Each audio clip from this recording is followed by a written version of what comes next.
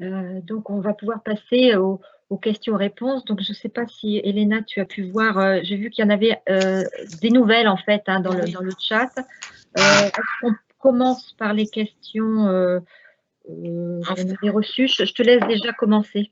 En fait, on a eu des questions en amont de la réunion et je pense qu'il y a eu des réponses par rapport à ces questions, notamment tout ce qui concerne les risques potentiels, les risques d'aggravation de la maladie quand on est atteint de myasthénie. Est-ce que les symptômes du Covid sont plus importants? Donc là, on a eu une réponse. Et puis, mais aussi, est-ce que le fait d'attraper le Covid peut déclencher des poussées myasthéniques? Voilà. Et puis, dans le chat, toujours corrélé à ces questions-là, c'est est-ce que c'est obligatoire de se faire vacciner quand on est atteinte de myasthénie ou tout simplement conseillé? Et quels sont les risques que peut provoquer la vaccination contre le Covid? Il y avait la vitamine D, excusez-moi, j'ai pas. Est-ce qu'il a été répondu sur la question, est-ce que la vitamine D serait protectrice? Donc, on a bien compris que la cortisone, non, mais la personne avait demandé cortisone et vitamine D associées. Alors, on va peut-être faire les questions les unes après les autres. Alors, l'aggravation de la myasthénie avec le Covid, sur la série française, là, il n'y a aucun patient qui a eu besoin de cure d'immunoglobuline ou d'échange plasmatique.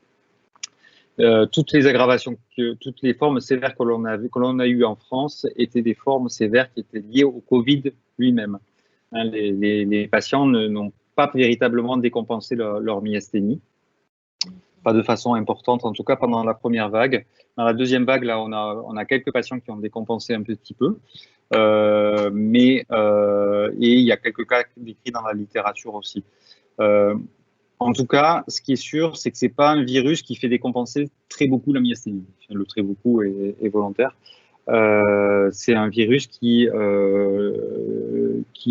peut aggraver un petit peu la myasthénie, mais on n'a pas eu de décompensation vraiment très majeure de la myasthénie dans la première vague. Ça, c'est la première question. La deuxième chose, sur l'étude, je ne voulais pas présenter le résultat pour pas être trop long. On a évalué est-ce que les gens retournaient à leur état initial après avoir eu le Covid, et la réponse est oui.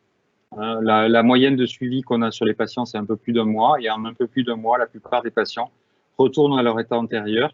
Le symptôme qui reste, mais alors c'est pas très spécifique, hein, c'est un symptôme de fatigue, mais qui est quand même assez banal après une infection virale.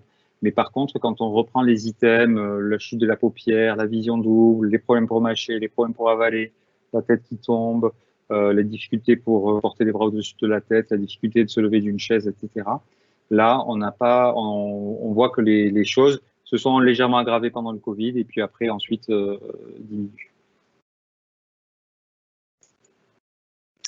Vous m'avez posé. Alors, il y avait une question, c'est est-ce qu'on c'est obligatoire de se faire vacciner ou tout simplement on en parle après. Oui, on en parlera. La vaccination, on en parle après. D'accord. Il y avait la vitamine D comme protectrice. Alors la vitamine D, c'est une vitamine qui est utile pour le système immunitaire. Donc il y a quelques études qui montrent que ça peut avoir un effet bénéfique. Voilà, il faut pas. Donc c'est bien de se supplémenter en vitamine D. C'est bien de façon générale de se supplémenter en vitamine D, mais pour tout le monde, hein, en fait. Pas que en période de Covid, hein, en particulier dans la période hivernale. C'est pas quand même le traitement redoutable qui permet de soigner le Covid. Il nous est demandé aussi, est-ce qu'on peut avoir eu le Covid, évidemment, sans avoir de sérologie positive, un petit peu comme la myasthénie qui peut être séronégative. Alors, je ne sais pas quel est le parallèle, mais voilà. Voilà. Et une personne nous dit qu'elle peut avoir une répétition des symptômes par période, et elle se demande si elle n'a pas eu le Covid à un moment donné. Alors, deux réponses. Pour la sérologie, elles sont très mauvaises, les sérologies du Covid. Hein, donc, elles ont des sensibilités, c'est-à-dire la quantité de patients qui sont positifs après avoir eu le Covid, qui est de l'ordre de 60 à 70%. Donc, on peut tout à fait avoir une sérologie négative et avoir eu quand même le Covid. En particulier, c'est le cas pour les patients qui ont eu, donc ça concerne particulièrement les myasthéniques, les patients qui ont eu du rituximab, Mabtera, où ce médicament limite la production des anticorps, pour simplifier. Et donc, du coup, chez ces patients-là, on l'avait étudié dans l'étude, on avait constaté que ces patients-là, même s'ils avaient eu un Covid typique, même s'ils avaient une PCR positive, ils avaient très peu de sérologie positive, moins que les autres. Alors, il y a une question alors, que j'ai trouvée intéressante quand même, c'est-à-dire que une personne nous demande comment se fait-il que les gouttelettes qui sont émises par les humains se propagent plus précisément d'un corps à un autre. Alors, je ne sais pas si vous aurez une réponse. On entend parler des gestes barrières, donc peut-être vous allez elle se propage pas plus d'une personne à l'autre en fait. Souvent, quand on parle à quelqu'un, on parle à quelqu'un en face de lui. C'est une attitude assez humaine et donc du coup, comme on a la personne en face et quand on parle, on projette les particules plutôt en face de soi. Donc ça, c'est la réponse principale. Et c'est pour ça qu'on vous dit qu'il faut 2 mètres, c'est parce que justement, ça permet de faire en sorte que la quantité de virus est plus diluée. Et moins il y a de virus qui rentrent dans le poumon, plus le système immunitaire se défend facilement contre lui. Et donc plus la maladie, plus il empêche la maladie d'apparaître. Quand on attrape la maladie, c'est qu'on a eu une charge virale, c'est-à-dire une quantité de virus qui est rentrée dans le poumon, qui est une quantité importante. Ou qu'on se défend pas bien parce qu'on est âgé. Ou qu'on se défend pas bien parce qu'on est sous immunosuppresseur. Il y a une autre question qui est posée aussi avec les nouveaux variants de Covid. Comment améliorer ces gestes barrières? Est-ce que ceux du début sont les mêmes aujourd'hui? Ou est-ce qu'il faut porter, par exemple, un masque FFP2 ou des choses comme ça?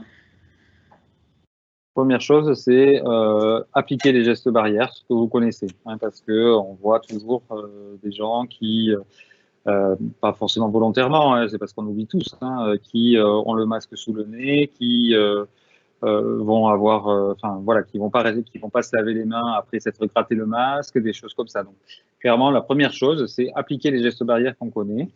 La deuxième, c'est pour les patients les plus à risque, on peut se poser la question que d'utiliser plutôt un masque FFP2 comme masque classique chirurgical. La différence est quand même assez ténue. Ce qui est sûr, c'est que les masques en tissu ne protègent que de l'ordre de 70% de la contamination, alors que les masques en chirurgicaux, on est de l'ordre de 90%. Donc là, vous avez un gros gain. Quand vous passez du tissu au masque chirurgical, vous avez un gros gain. Quand vous passez du chirurgical au FFP2, vous passez de 90 à peu près à 95% de protection. Donc c'est mieux, clairement, mais le gain est beaucoup plus faible. Le FFP2, c'est quand même plus désagréable à porter. Et comme c'est plus désagréable à porter, on l'enlève plus facilement. Donc il faut faire attention de ne pas être plus royaliste que le roi, c'est-à-dire de vouloir mettre un FFP2 et comme on ne le supporte pas, de l'avoir sous le nez. Parce que là, vraiment, c'est débile, ça sert à rien. Par ailleurs, il y a des gens comme moi qui ont le nez un peu proéminent et ça fait plus mal. Moi, ça me fait mal au nez, le FFP2. Bon. Quand il y a besoin de le mettre, je le mets.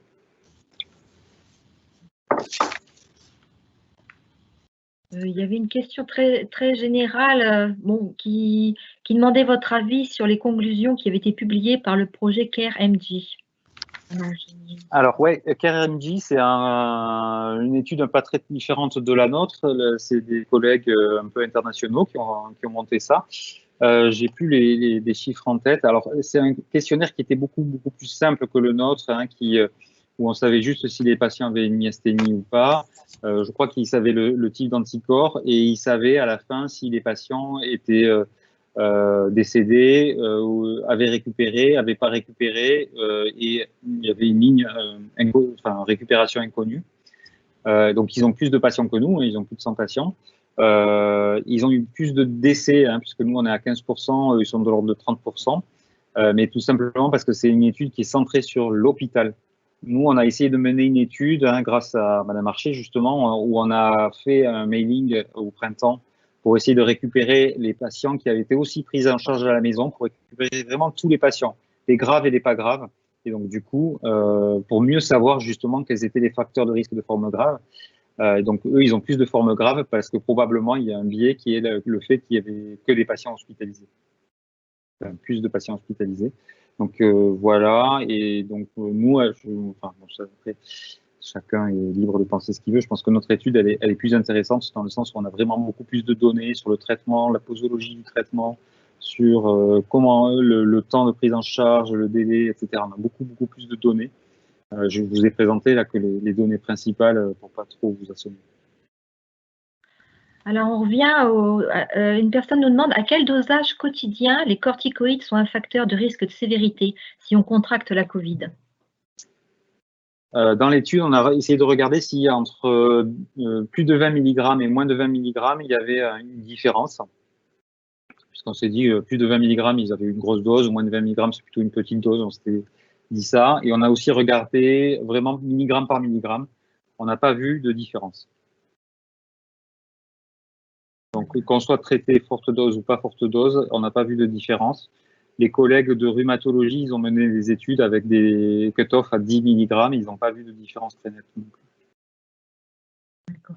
Alors, il y a quelqu'un qui demande quelle est votre définition clinique de la forme sévère versus modérée de la myasthénie. Donc là, c'est plus compliqué.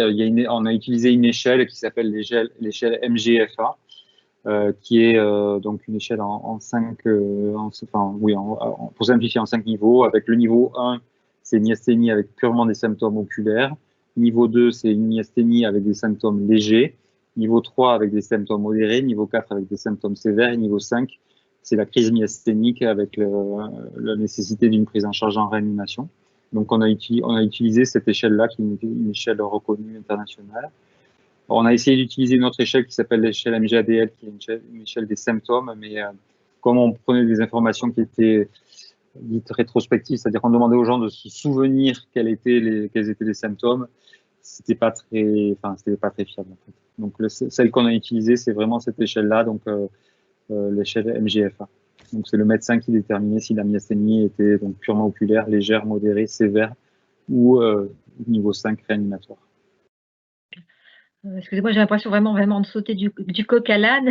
En fait, donc plusieurs personnes ont un syndrome myasthénique congénital, d'autres personnes ont un syndrome myasthénique de Lambertone. Donc, ces personnes se demandent si c'est différent de la myasthénie auto-immune. Est-ce que vous avez des retours ou est-ce que c'est la même chose? Alors, comme je vous ai dit, il y a 2 personnes qui ont, dans l'étude, qui ont été rentrées, qui avaient une myasthénie congénitale. Les 2 personnes qui avaient la myasthénie congénitale ont bien évolué rapidement avec peu de symptômes. C'est difficile d'extrapoler à partir de 2 personnes les choses pour tout le monde, sachant que les formes génétiques, donc les myasthénies congénitales, sont très différentes. Il y a des formes très sévères, des formes moins sévères. C'est difficile d'extrapoler. En tout cas, comme c'est pas une maladie immunologique, le fait que le système immunitaire intervienne ne change pas les choses. Donc, je pense qu'il y a quand même moins d'effets qu'avec les myasthénies auto-immunes classiques. Deuxième question, le Lambertone. Il n'y a pas de données. C'est une maladie très rare. Il n'y a pas de données pour vous dire si les formes de Lambertone ont été plus sévères ou pas plus sévères. Ce qui est sûr, c'est que pour les patients Lambertone, pour les maladies habituelles, la grippe et tout ça, on voit quand même des petites aggravations toujours. On voit peu ou pas de Lambertone qui s'aggrave très fortement après une grippe. C'est une maladie rare, donc c'est vraiment difficile à partir de quelques cas d'extrapoler des généralités. Il y a une question aussi sur le fait qu'il y ait plus de cas de maladie de Guillain-Barré chez les personnes qui sont atteintes de Covid et de myasthénie. Est-ce que ça s'explique? Alors non, la première chose sur le Guillain-Barré, c'était le Guillain-Barré en général qui sont apparus en France à cause du Covid. C'était 30 cas.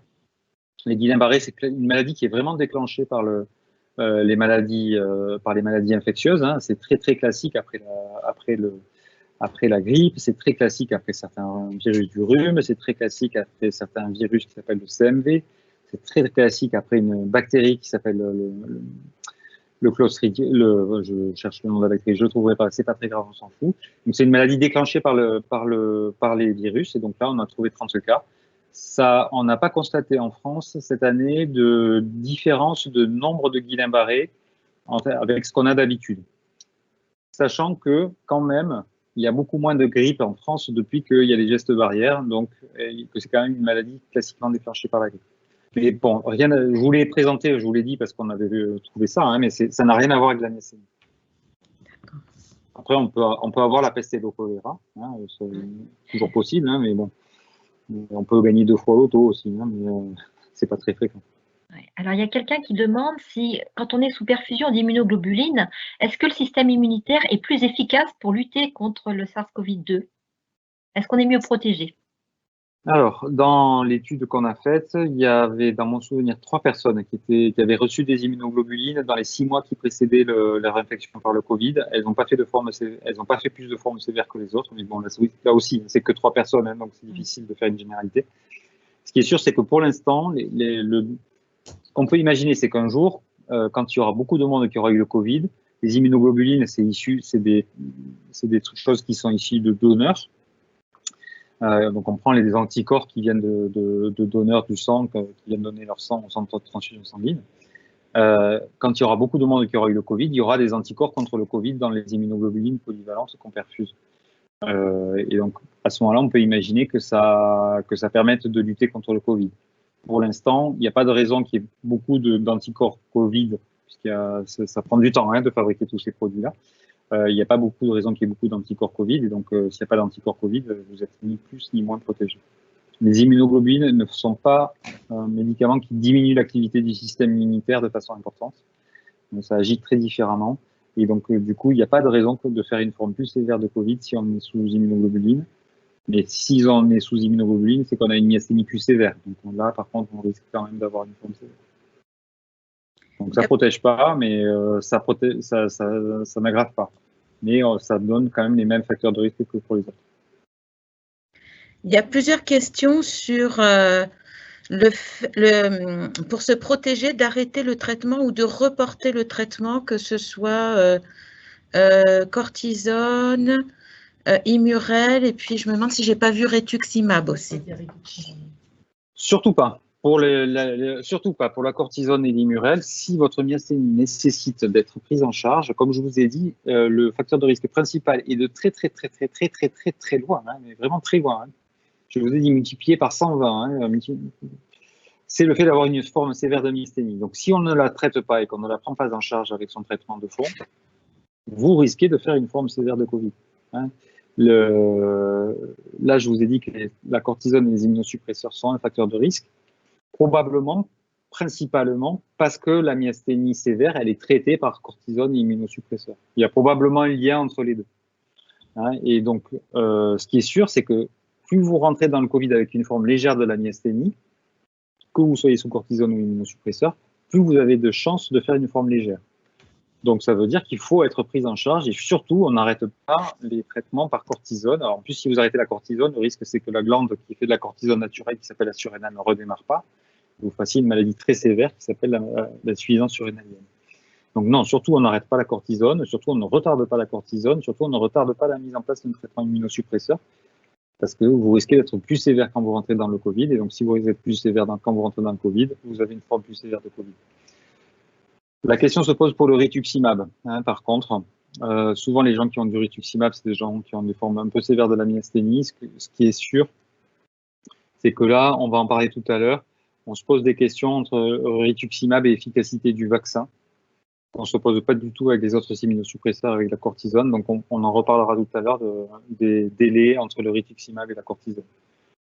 Par contre, si vous avez besoin d'un traitement, il faut être traité, parce que si vous n'êtes pas traité, votre myasthénie est plus sévère, hein, je me permets d'insister, et si elle est plus sévère, vous avez plus de risque d'avoir des formes sévères de Covid.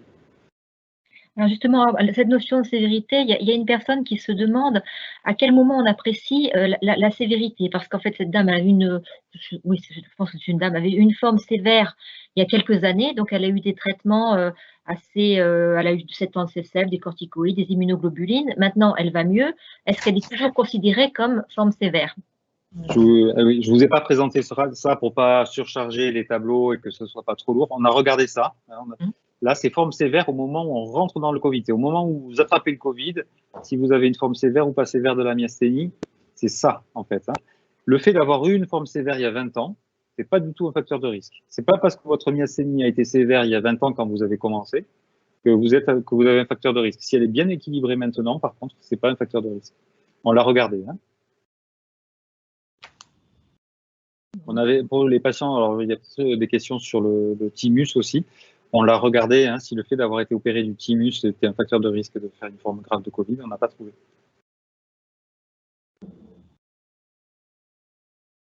Ok. Est-ce que tu as autre chose? Bon, là, toutes les questions après concernent vraiment beaucoup le vaccin.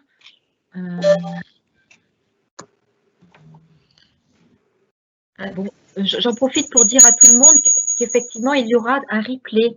J'en ai pas parlé tout à l'heure, mais ça sera rediffusé sur YouTube, mais pas dans un premier temps, puisqu'on attend la publication des données de l'étude.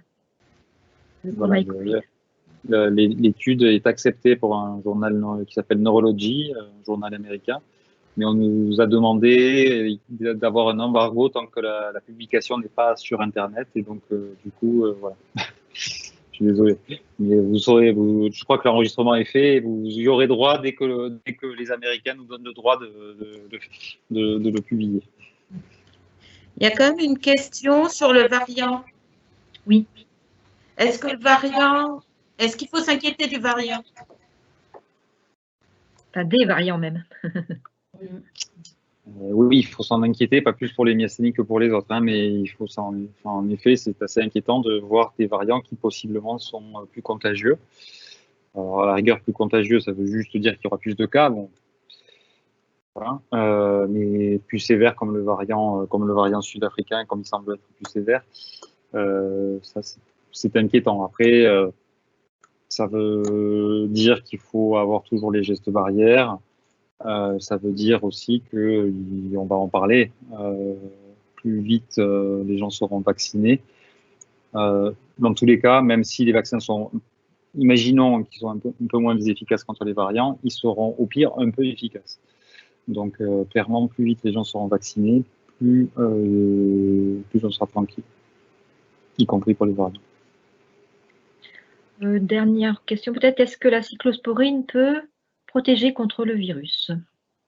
Alors, on a essayé de regarder anti-immunosuppresseur par immunosuppresseur. Le problème, c'est qu'on se retrouvait avec vous voyez, il y a 30 patients, il y en avait qu'un 2 tiers dans mon souvenir qui étaient sous immunosuppresseur, je ne sais plus le chiffre en tête. On a essayé de regarder immunosuppresseur par immunosuppresseur, mais on se retrouvait avec peu de gens. Par exemple, j'ai le rituximab bien en tête parce qu'on y a passé du temps dessus. Il n'y avait que 5 personnes. Il y avait 5 personnes qui avaient du rituximab et qui ont eu le Covid dans cette étude-là. Et donc, sur 5 personnes, dès qu'on les répartit un petit peu, vous voyez, il suffit qu'il y en ait un de plus dans les pas sévères pour que ça change beaucoup les résultats. Donc, c'était pas, statistiquement, ça sortait pas. Donc, on n'a pas réussi à isoler les immunosuppresseurs les uns des autres. Ce qui est sûr, c'est que la cyclosporine, c'est un immunosuppresseur. Et comme les autres immunosuppresseurs, donc dans notre étude, ça favorise les formes sévères de Covid.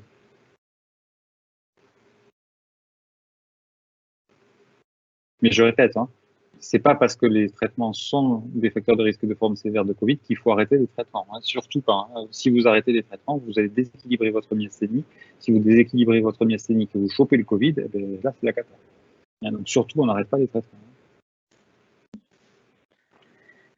Bon, je pense qu'on a fait le tour peut-être sur la maladie Covid. Puis je vois que il y a juste quelqu'un qui a posé la question, est-ce qu'il y a eu des traitements très efficaces pour lutter contre le Covid? Donc, c'est... vous me voyez, ouais. Vous me voyez, oui. Oui, tout à fait. Donc, qu'est-ce que je voulais dire? Est-ce qu'il y a des traitements qui ont été dans l'étude Princeps, là, dans l'étude du printemps, Clairement, à l'époque, on pataugeait tous dans la semoule. Clairement, dans tous les services, on ne savait pas comment prendre en charge. Il faut se remettre dans le truc. Là, on était en avril-mai. Donc, il y a eu de tout qui a été essayé, du médicament qui s'appelle le tocilizumab, de la cortisone, vous avez vu de l'hydroxychloroquine, de l'azithromycine, des médicaments utilisés aussi dans le VIH qui ont été essayés. Ça n'a pas montré d'efficacité là. Par contre, ce qui est efficace, le seul traitement qui est vraiment a priori efficace, c'est la cortisone, qui s'appelle la dexaméthasone, une autre forme de cortisone, pile au moment où on fait le Covid. C'est très différent la cortisone au long cours et la petite cortisone en flash. Vous le savez bien. La cortisone en flash, parce qu'on a la grippe, le machin, ça donne pas beaucoup d'effets secondaires à part que ça fait pas dormir et que ça énerve. Tandis que la cortisone au long cours, je pense que tous ceux qui ont cortisone parmi l'audience savent bien que ça a des effets secondaires. Donc c'est très différent. Flash de cortisone, c'est efficace. Cortisone au long cours, c'est plutôt délétère. Merci beaucoup. Si vous voulez boire un petit coup, je ne sais pas si Sandrine Segovia-Cuny, est-ce que tu as quelque chose à dire? Non, merci beaucoup, Guilhem. Et juste pour rebondir sur les patients remarquables et puis en lien avec Adi, les patients remarquables, c'est pour l'urgence, mais donc c'est pas pour la vaccination. Pour autant, les patients remarquables sont des patients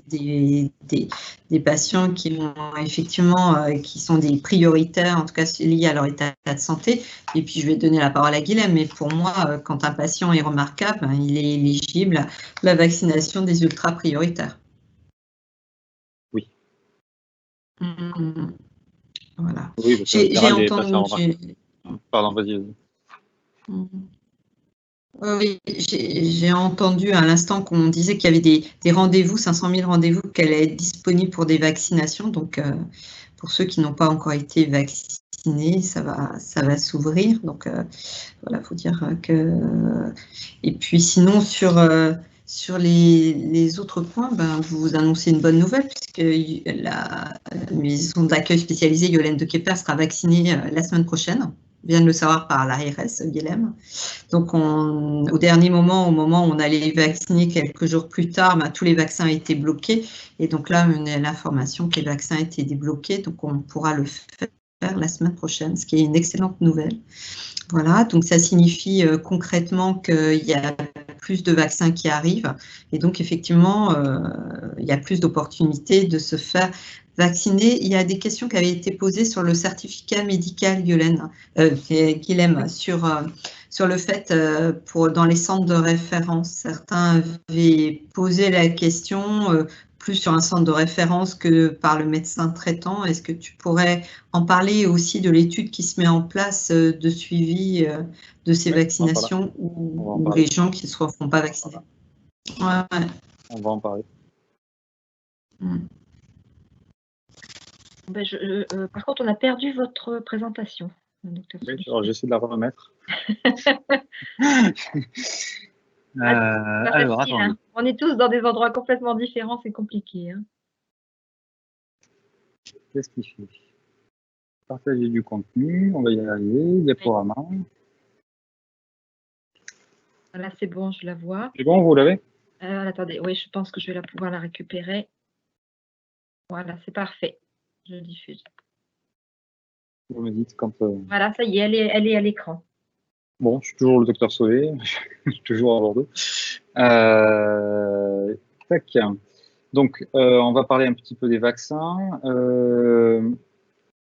Alors, la première chose, c'est les différents types de vaccins, parce qu'il y avait des questions sur qu'est-ce que c'est que tous ces vaccins, pourquoi il y a des vaccins nouveaux, pourquoi et comment ils marchent ces nouveaux vaccins. Donc, il faut, je suis désolé, il faut revenir sur le virus, parce que c'est quand même lui qui est responsable de la maladie. Donc là, vous voyez toujours le virus, là, avec sa petite paroi qui est faite de gras, de ce qu'on appelle de lipides. Autour, là, cette fois-ci, elles sont bleues, les protéines spike, donc la protéine qui lui permet d'entrer dans les cellules. Et donc, on va utiliser soit le virus en entier, soit des parties du virus pour créer des vaccins. Alors, ça, c'est simplement pour vous expliquer ce que sont les différents types de vaccins et quand vous auriez des questions. Le premier type de vaccin qu'on peut utiliser, c'est pas compliqué, on prend un vaccin, on prend du virus, hein, on le chauffe et on le tue. Et après, on l'injecte chez les personnes. Ça s'appelle un virus inactivé en médecine, donc c'est un vaccin c'est tout simplement un virus qui est tué. Soit on lui a balancé des produits chimiques à la gueule, soit de l'attaque chimique, soit on l'a passé au lance-flamme et on l'a chauffé et on l'a détruit. Ça, c'est la technique, c'est une vieille technique hein, qui demande pas beaucoup d'un point de vue technologique, ne demande pas grand-chose. Hein.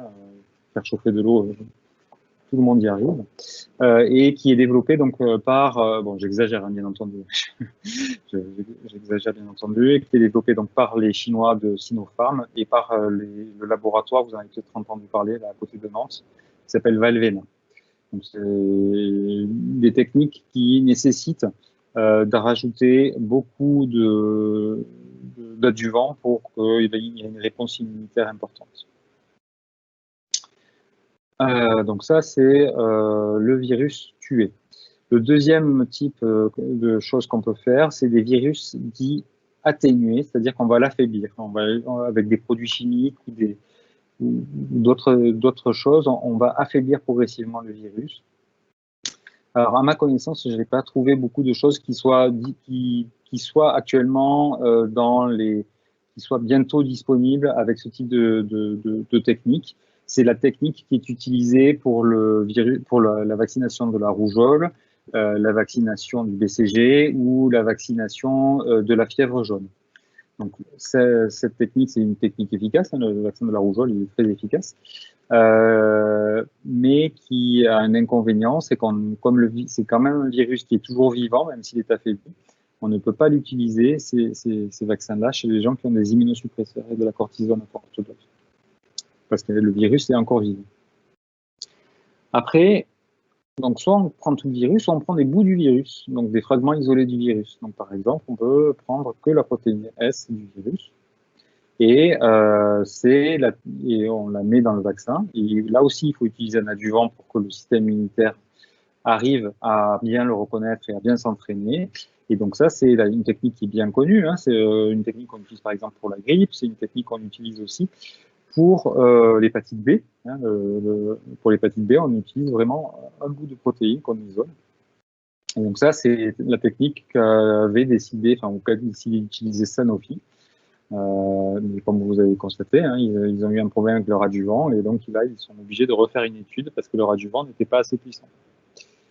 Novavax, hein, une autre boîte, est aussi en train de développer, une boîte américaine, est en train de développer, je crois, je suis pas sûr, est en train de développer la même chose.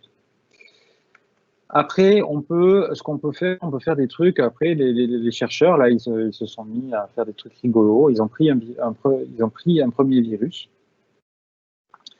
Ils lui ont donné dedans le patrimoine génétique pour faire la protéine S. Donc, normalement, il ne fait pas cette protéine S, mais il se met à la faire. Et puis après, on lui enlève son patrimoine génétique et on l'injecte. Donc là, c'est vraiment des choses nouvelles. J'ai pas vu de choses à court terme disponibles avec cette technique-là. La technique qui est vraiment probablement la plus efficace, c'est, alors pardon, là c'est une vésicule, donc là on prend une gouttelette de gras et on lui met la protéine S dessus. La technique là, qui va être probablement la principale technique, ça va être ces vaccins-là, c'est le vaccin AstraZeneca, le vaccin Sputnik, hein, le vaccin russe, hein, il fonctionne exactement comme l'AstraZeneca, avec des choses différentes. Hein, on prend un virus, donc là pour l'AstraZeneca, on prend un virus de chimpanzé. On lui enlève son patrimoine génétique, donc on le fait se développer, puis après on lui enlève son patrimoine génétique, et à la place, on lui met le patrimoine génétique, mais d'une partie du virus du Covid, hein, juste la partie du patrimoine génétique qui est le code génétique pour la protéine S. Donc on se retrouve juste avec un virus normal qui s'est infecté l'organisme, mais qui ne sait plus se multiplier, parce qu'on lui a enlevé son patrimoine génétique à lui, et par contre, qui sait produire la protéine S. On va voir comment ça fonctionne. Et la deuxième technique très à la mode, dont vous avez bien sûr entendu parler, c'est les vaccins ARN. C'est finalement pas très différent. Hein. On prend juste un bout du virus, son ARN, qui code toujours de la même façon, la partie qui vraiment est les instructions pour faire la protéinase. On la met dans une petite boule de gras et on vous l'injecte. Comment ça marche tout ça? L'ARN messager, c'est quoi? Hein, donc, on a tous de l'ARN messager dans toutes nos cellules. Hein, c'est une molécule tout à fait naturelle qui est que notre organisme utilise. Dans notre noyau, on a ce qu'on appelle l'ADN. L'ADN, il contient ce qu'on appelle le génome. Le génome, ça permet de faire toutes les protéines de l'organisme. Si je prends l'analogie avec Ikea, par exemple, le génome, c'est l'endroit, c'est le coffre-fort dans lequel Ikea, il stocke tous les modes d'emploi pour faire tous ces meubles. Que ce soit du lit pour bébé, de la table basse pour le salon, de trucs, que ce soit pour les jeunes, les vieux, les machins, les trucs avec en métal, en bois, en bidule. C'est l'endroit où tout est stocké. C'est le coffre-fort d'Ikea, c'est l'endroit où Ikea stocke tout. C'est vraiment très, très protégé parce qu'Ikea ne veut surtout pas qu'on aille lui piquer ça. Et l'ARN messager, c'est juste une photocopie. C'est le mode d'emploi simplement du meuble, par exemple, de la cuisine pour mettre un lave-vaisselle. Hein, et c'est simplement une photocopie d'une page de ce génome. Hein, on a vraiment pris qu'un bout. C'est un truc en plus qui est pas, vous avez vu comment elles sont, les notices des meubles Ikea, elles sont pas solides. Donc, c'est la même chose. Un ARN messager, c'est vraiment une photocopie, pas solide, sur le papier pas solide, qui va aller dans la cellule et qui va permettre d'informer les usines de comment on fabrique les protéines. Et donc, c'est ça qu'on va utiliser pour ces nouveaux types de vaccins, plutôt que d'emporter la protéine directement comme on fait, comme je vous ai dit, hein, soit par un virus vivant, soit un virus tué, soit en faisant comme Sanofi un bout de la protéine. On ne va pas apporter ça, hein, parce que ça, il faudra en apporter beaucoup de quantité. On va apporter ça, juste la notice d'emploi. Donc, votre ARN, la fameuse photocopie, hein, qui permet de produire, donc on prend l'ARN de la protéine spike, que celle-là, pas du tout les autres protéines du virus, juste celle-là. Hein, il y en a plein d'autres, hein, le virus, juste celle-là, pour pas que ça puisse se multiplier. Donc, dans la seringue, hein, il y a cet ARN, il est protégé dans une petite boule de gras. Il rentre à l'intérieur de la cellule, donc de la cellule musculaire en l'occurrence, hein, puisqu'on va vous injecter le produit au niveau des muscles, il va se libérer. Et plutôt que d'être un ARN messager naturel du noyau de la cellule, c'est un ARN messager du vaccin. Donc ça reste quand même une molécule naturelle. Ça, toute la cellule, elle a un ARN messager, elle sait faire de l'ARN messager, la cellule musculaire, ça fait plein de protéines en permanence. C'est vraiment une cellule spécialisée pour faire des protéines. Et donc du coup, on lui donne un ARN messager, elle s'en fout, hein, elle se met à faire de la protéine virale, parce qu'elle sait faire des protéines, la cellule musculaire, donc il y a celui-là, il y a ce mode d'emploi, je fais de la protéine virale. Et elle va en faire en grande quantité. Ça permet d'avoir, avec une petite injection, de très, très grande quantité de protéines. C'est ça, en fait, pour ça que ces vaccins, ils sont plus efficaces que les autres. Et en plus, ils n'ont pas besoin d'adjuvants.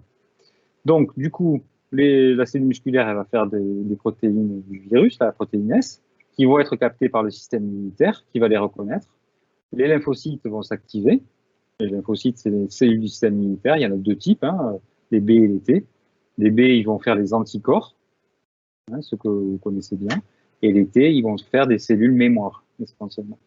Donc vraiment, le principe, c'est d'utiliser la machinerie de la cellule pour faire beaucoup de quantités de protéines virales pour que le système immunitaire il s'entraîne énormément contre les virus. L'ARN messager, il est comme tous les ARN messagers, il est détruit en quelques heures. Donc, il reste très peu de temps dans votre organisme. Hein. Il reste très peu de temps, à peu près 5 heures. En 5 heures, il a produit beaucoup de protéines virales et après, le système immunitaire va pouvoir s'entraîner. Ça, ne vous inquiétez pas, c'est en anglais, c'est très long, mais c'est juste pour vous dire qu'ils n'ont pas inventé des vaccins ARN messagers au mois de janvier. Ils ne se sont pas dit au mois de janvier, tiens, si on se mettait à faire des vaccins ARN messagers. Hein, vous voyez que dès 1995, il y avait déjà de la recherche sur les vaccins à partir de l'ARN messager. Ce qui a été très compliqué, en fait, pendant des années et des années, c'est de savoir produire ces ARN messagers, de savoir les faire. Ça, c'est la première chose. Et la deuxième chose, c'est une molécule très, très fragile. Vous avez bien vu, hein, le Pfizer, il faut le conserver à moins 80 degrés. Et donc, toute la recherche pendant des années, ça a été d'arriver à trouver la petite boule de gras qui permettait de bien l'encapsuler pour qu'il soit moins fragile.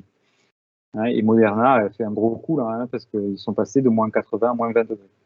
Donc, c'est pas du tout des vaccins qui ont été inventés dans l'année. C'est des vaccins dont la technologie est développée depuis une vingtaine d'années. Et il se trouve que la technologie était à peu près mature cette année. Et c'est grâce à ça qu'ils ont réussi l'exploit à faire en moins d'un an un vaccin. Hein, c'est un vrai exploit. Hein. Franchement, c'est impressionnant. Hein. Moi, je suis très impressionné par tout ça. Si jamais vous l'aurez dans la vidéo, hein, si jamais vous voulez voir comment ça fonctionne exactement un vaccin ARN messager, je trouve que cette petite vidéo était pas mal faite. Alors, quels sont les vaccins disponibles? Donc, vous savez qu'actuellement, il y en a 3, le Pfizer, le Moderna et l'AstraZeneca. Alors, rapidement, je vous présente juste les études hein, pour que vous ayez des informations et à partir des informations, vous ferez votre propre idée. Mais voilà ce qu'il y a dans les études et voilà, c'est ce qui est la vérité et c'est pas ce qu'il y a sur Internet, c'est pas des oui-dire, c'est ce qui a été fait dans les études cliniques. Et les études cliniques, je peux vous dire hein, que c'est bien encadré. Hein, c'est pas du tout de la gnognosse. Hein. Quand on fait des études pour un laboratoire, hein, je peux vous dire qu'ils nous emmerdent en permanence pour préciser les trucs, pour être super précis, pour que les choses soient faites le mieux possible. Donc vraiment, il n'y a pas d'inquiétude à avoir sur ça. 42 000 personnes inclus à peu près dans l'essai de Pfizer. La moitié ont reçu le vaccin, l'autre moitié ont reçu le placebo. Donc à peu près 21 000 le vaccin, à peu près 21 000 le placebo. Il y avait 2 doses, comme vous le savez, entre 3 et 4 semaines. Sur ces patients-là, il y en a 170 qui ont eu le Covid dans les 3 mois de l'étude. Et donc vous voyez que sur les 170, il y en avait 162 qui étaient des patients qui avaient reçu le placebo. Hein, donc 8 qui avaient été les patients vaccinés.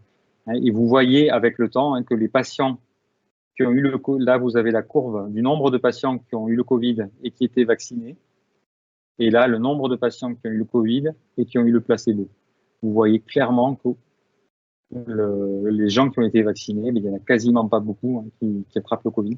Alors que vous voyez que chez les gens qui ont le placebo, hein, si on continue à laisser passer les choses, on verrait bien que ça continue de monter. Donc ça protège du Covid, ça protège des formes graves. Il n'y a pas eu beaucoup, hein, mais il y a eu 10 formes graves. Sur les 10, il y en avait 90%, 9 qui étaient chez les vaccinés. Et donc, vous entendez parler des décès. Il y a eu 6 décès dans l'essai pour le Pfizer. Et sur les 6 décès, il y en avait 4 qui avaient reçu le placebo. Donc, vous voyez, des gens qui étaient âgés. Donc on peut mourir. Hein. Ça arrive à tout le monde de mourir, entre guillemets. Hein. Donc, en particulier, quand on est âgé, il y avait beaucoup de gens âgés dans l'essai de Pfizer. Ils ont vraiment cherché ça.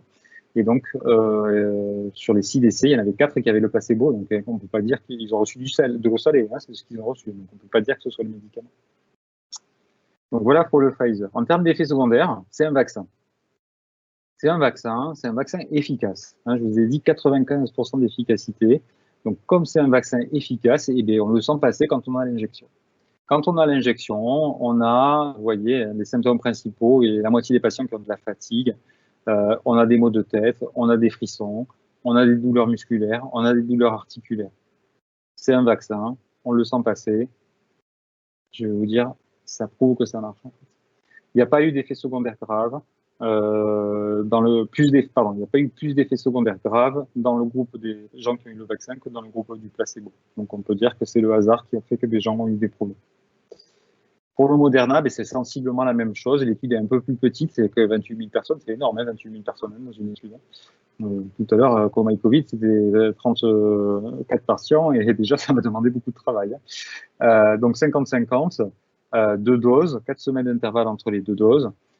Sur les 28 000, il y en a 196 qui ont eu le Covid et vous voyez que sur les 196, il y en a 185 qui avaient reçu le placebo.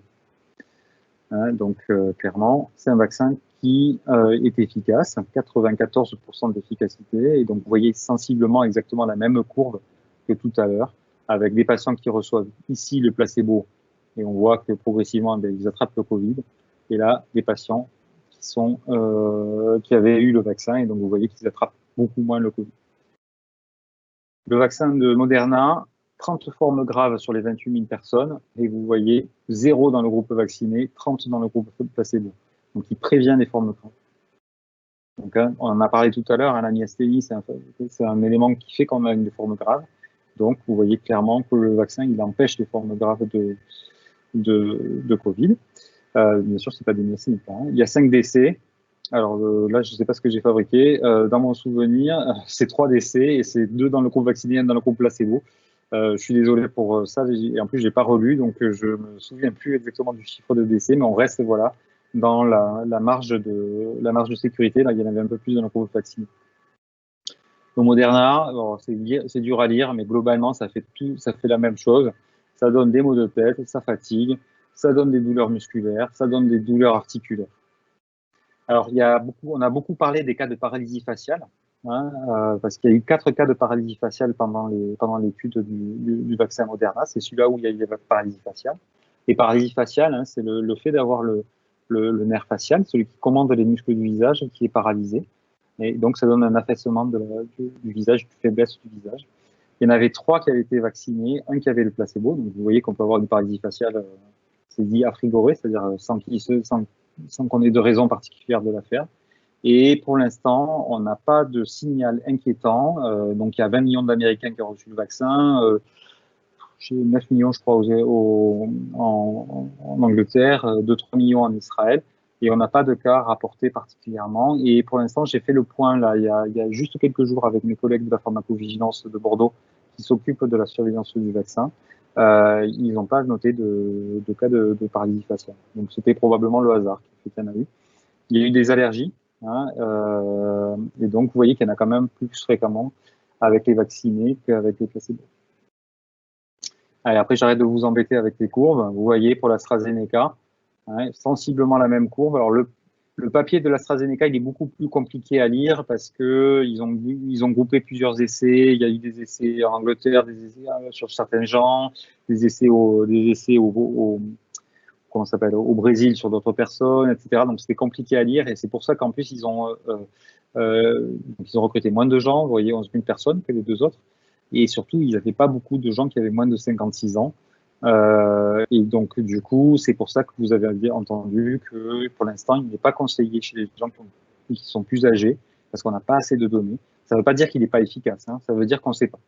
Et donc, par mesure de protection, pour l'instant, il est considéré comme inutilisable chez les gens de moins de 65 ans. Donc là, vous voyez, c'est un peu toujours comme tout à l'heure, hein, 131 personnes qui ont eu le Covid, 30 vaccinés, une centaine de placebos. Il y a eu 10 Covid sévères et uniquement chez les patients qui avaient reçu le placebo. La tolérance, c'est à peu près la même. Il y a eu un cas d'une personne qui a eu une atteinte de la moelle épinière qui a été isolée et pour l'instant, il n'y a pas eu de nouveau signal d'atteinte de cette moelle épinière. Sur tous les gens qui l'ont reçu dans le monde. Donc voilà les résumés. Le Moderna, on est à 95%, le Pfizer à 95% aussi. L'AstraZeneca, donc il a une efficacité qui est entre 70 et 90%, probablement plus proche de 70%. Le Sputnik, là, le Gamaleya, c'est le Sputnik. Le Sputnik, il est efficace. Hein, on va l'avoir, hein, je pense, le Sputnik en Europe, qui est efficace à 95%. Le Sinopharm, il est probable qu'on l'ait pas en Europe parce qu'ils ont un peu bidouillé leurs résultats en plus. Hein, et donc, l'efficacité, là, elle est marquée à 79%. Ça, c'est la Chine. Hein, en Chine, tout va bien toujours. Hein, mais non, en fait, il est plutôt de l'ordre de 50% d'efficacité.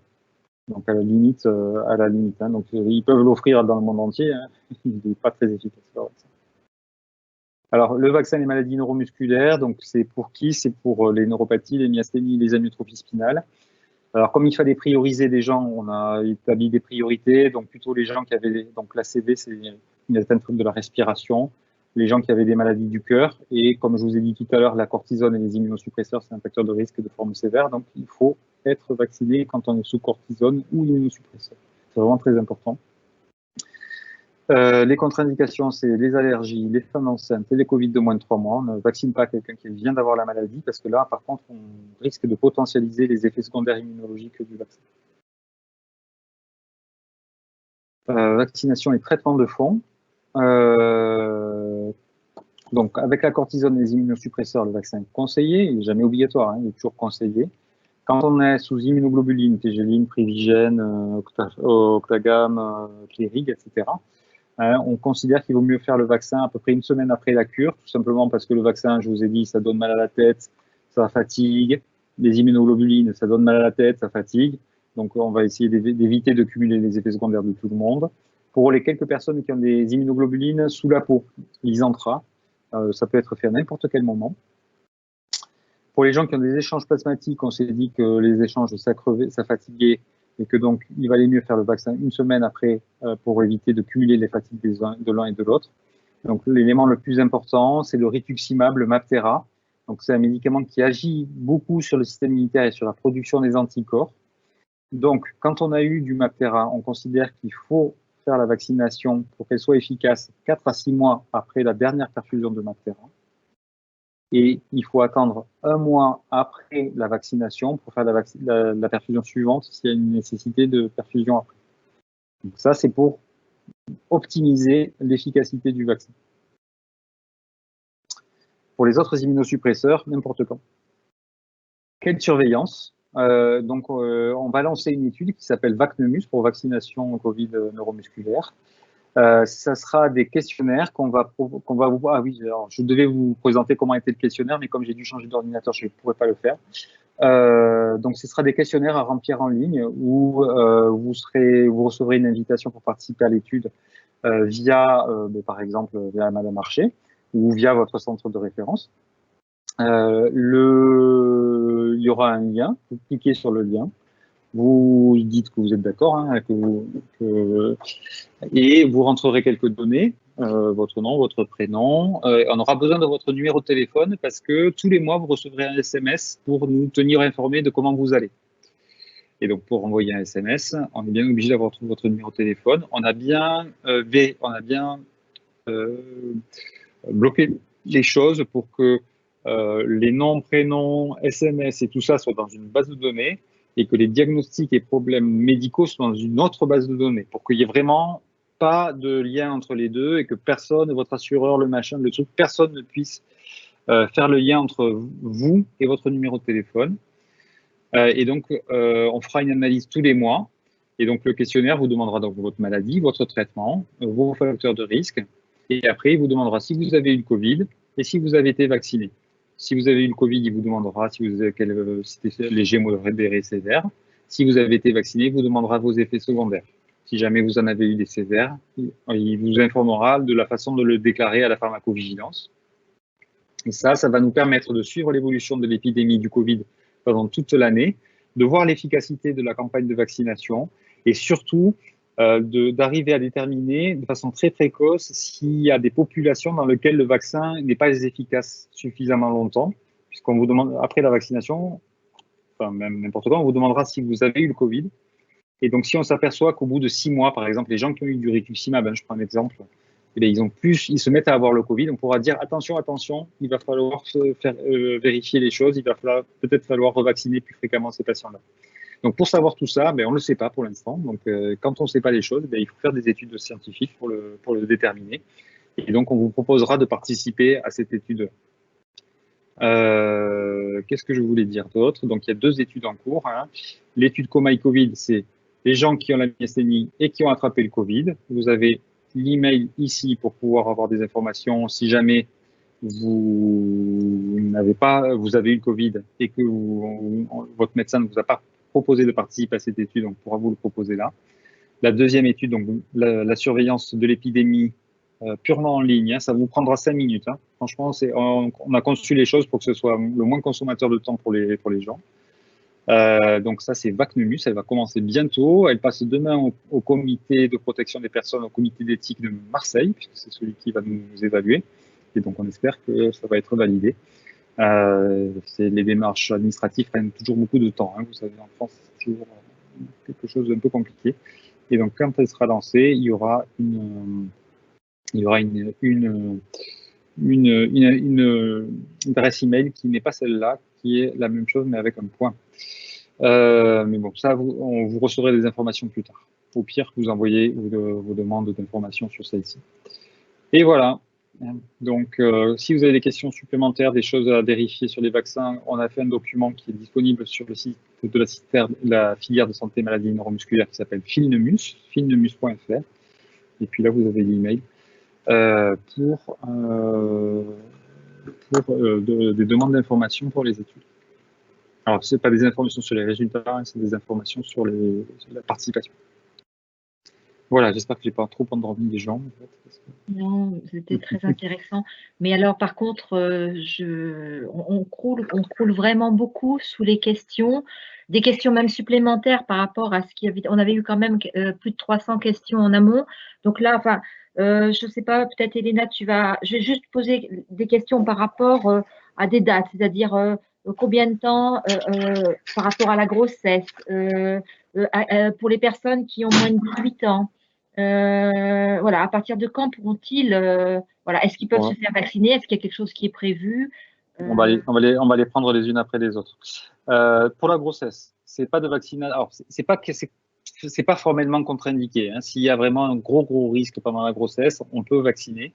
C'est pas trop conseillé. Et après, on peut être vacciné dès l'accouchement fait.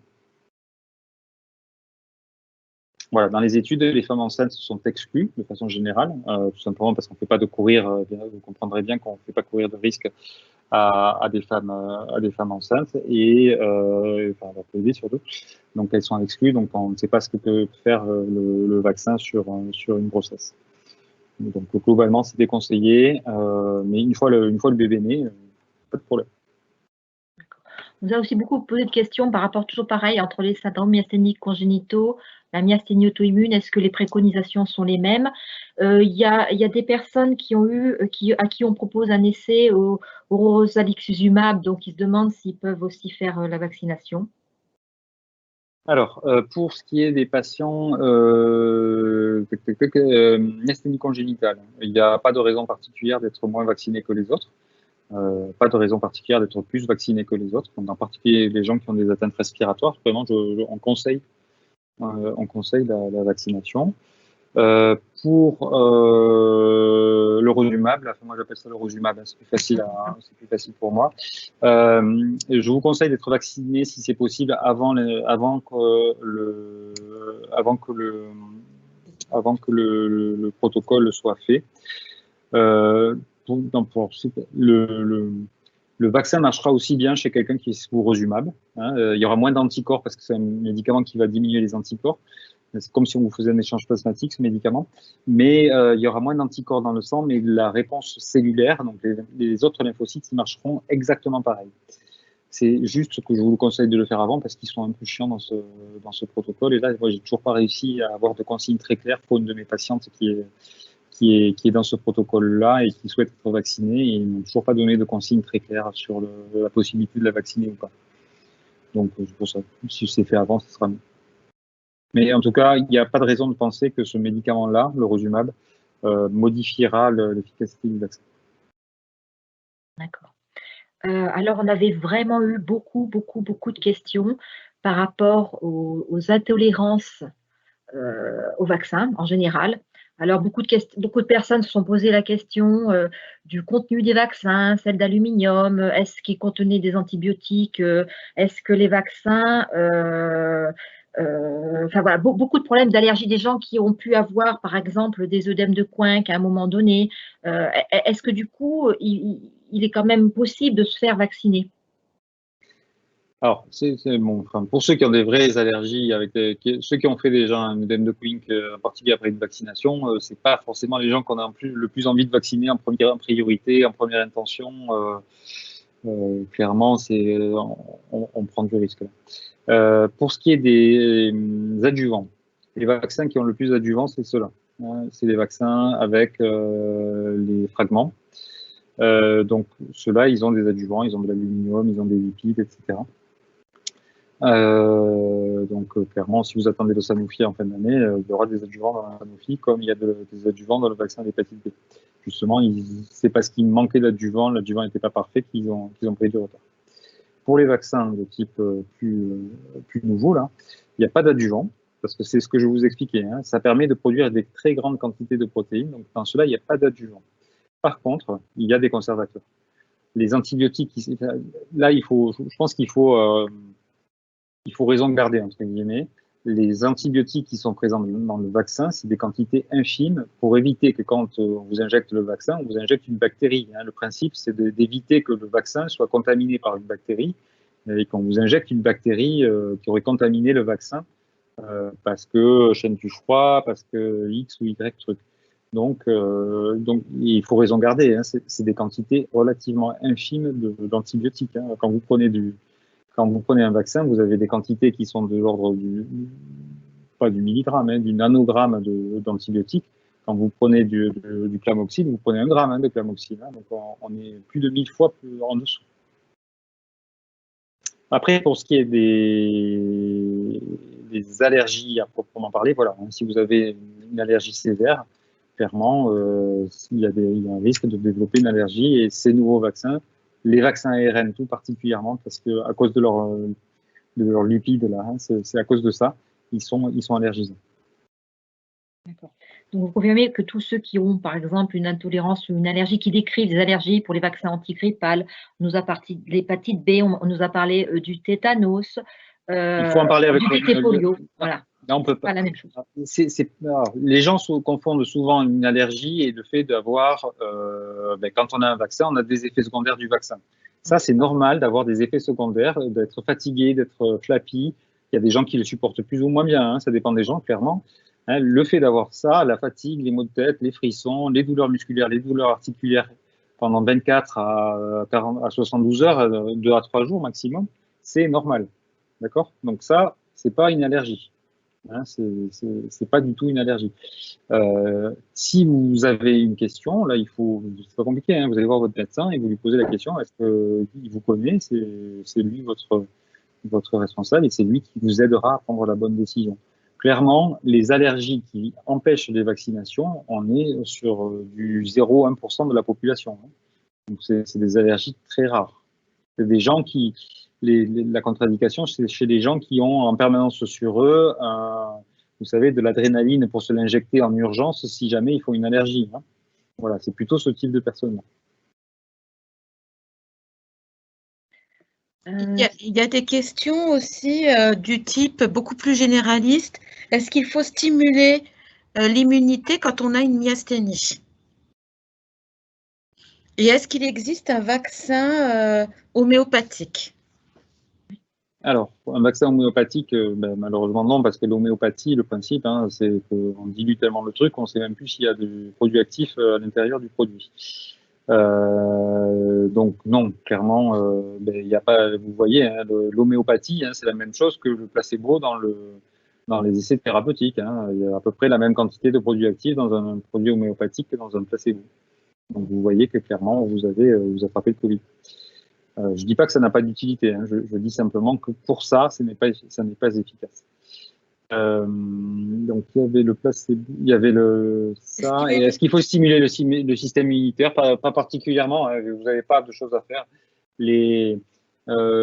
Pour stimuler le système immunitaire, hein, la bonne chose à faire, c'est prendre de la vitamine D. Hein. Prenez votre vitamine D. Je pense que c'est le plus efficace pour avoir un système immunitaire efficace.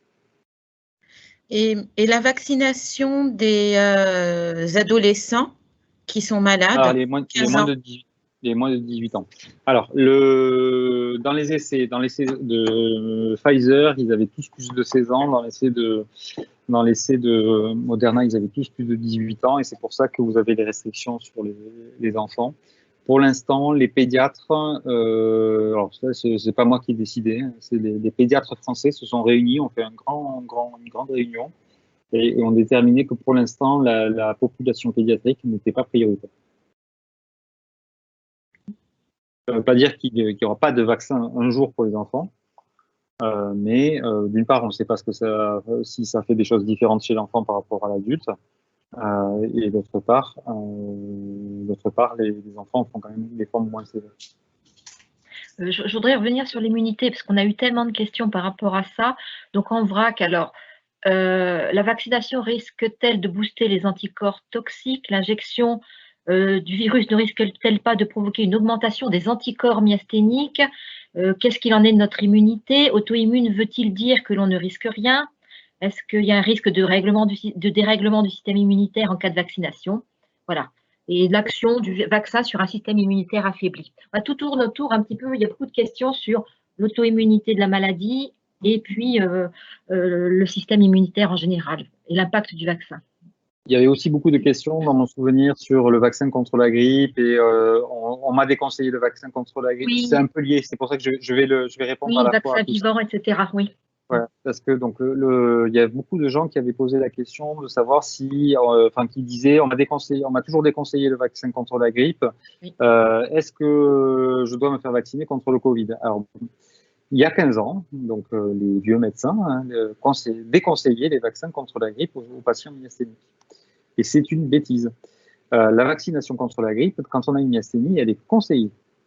Elle est conseillée parce qu'on a maintenant plein d'études, enfin plein. On a plusieurs études. Il y a une grosse étude au Canada, il y a une étude en Israël, et puis là, je vais vous montrer une étude faite par les Hollandais qui ont montré que le fait d'être vacciné contre, il y a une étude des Coréens aussi, que le fait d'être vacciné contre la grippe n'augmentait pas les symptômes de la myasthénie ou de façon très temporaire. Là, je vous présente que un élément. Hein. Là, vous voyez, c'était des Hollandais, ils ont fait une étude très bien faite. Hein. Ils ont pris quelques patients à qui ils ont injecté soit le virus de la grippe, enfin le vaccin de la grippe, excusez-moi, soit un placebo. Et ils ont regardé le fameux score MGADL, c'est un score, quand vous êtes à 0, vous n'avez aucun symptôme de la myasthénie, quand vous êtes au-delà de 24 dans mon souvenir, vous avez une forme très sévère, là vous ne respirez plus, vous n'avalez plus, les yeux comme ça, les yeux comme ça, bon. Et donc vous voyez que donc QCO, plus vous avez une forme sévère de la myasthénie sévère. Et là vous voyez avant le vaccin, vous voyez tous les gens avant le vaccin, et là, tous les gens après le vaccin. Et vous voyez que finalement, c'est pas très différent. Au final, c'est légèrement mieux, c'est pas très différent. Et là, vous voyez les placebos. Vous voyez que les placebos, eux, ils bougent pas du tout. Hein. Ça, c'est normal, ils ont reçu du sel, hein, de l'eau salée. Donc ça, c'est simplement pour vous dire, le fait d'être vacciné contre la grippe, clairement, ça fatigue. Quand ça fatigue, on a un peu plus de symptômes et c'est, quand même, ce que disent les patients, c'est qu'ils ont quand même un peu plus de symptômes, ils sont fatigués, donc ils ont plus de symptômes de leur myasthénie pendant quelques jours. Mais, clairement, ça ne dure pas. Il y a eu une étude qui a essayé de savoir si, après la vaccination contre la grippe, on avait plus d'hospitalisation. Pas plus d'hospitalisation. Au contraire, quand on regarde sur 6 mois en hiver, le nombre d'hospitalisations pour myasthénie, pour crise de myasthénie, et qu'on regarde si les gens étaient vaccinés ou pas vaccinés, il y en a vachement moins dans le groupe des gens qui sont vaccinés.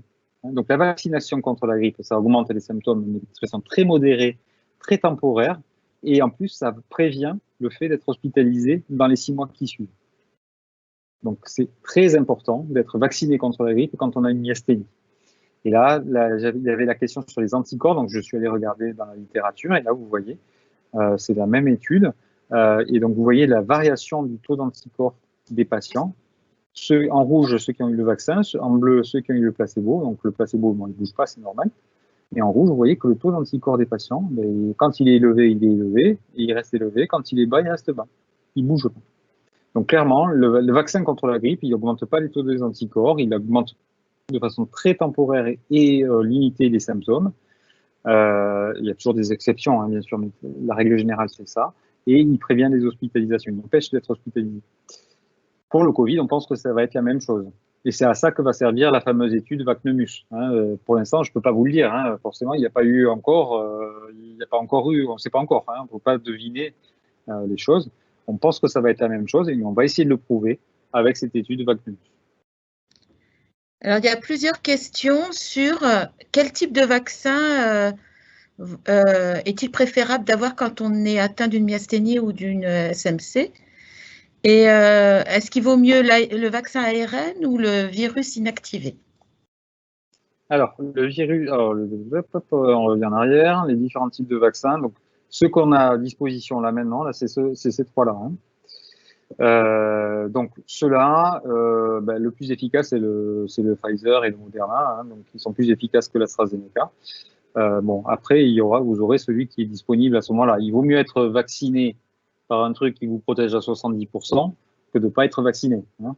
Clairement, mais là aussi, hein, on remet les choses en perspective. L'ennemi, le mieux est l'ennemi du bien. Hein, donc, il vaut mieux être vacciné avec un vaccin qui est à 70% efficace que pas vacciné parce qu'on veut attendre d'avoir du BioNTech ou du Pfizer. Donc tout ça, enfin, c'est les vaccins qu'on va avoir à l'heure actuelle. Vous n'aurez pas le choix, vous aurez celui qui est au centre de vaccination à ce moment-là. Et dans tous les cas, vous aurez quand même une protection. Pour ce qui est du vaccin tué, c'est le Valvena, il va arriver début 2022, hein, donc celui-là, on ne l'aura pas à court terme. Voilà. Et pour ce qui est des vaccins atténués, j'en ai pas vu à disposition bientôt. J'ai peut-être raté des trucs, hein. J'en ai pas vu. Ceux-là, ils ont quand même une contre-indication, les vaccins atténués, hein. Vous le savez, la fièvre jaune, la rougeole, c'est contre-indiqué si on est sous immunosuppresseur ou sous corticoïde à forte dose.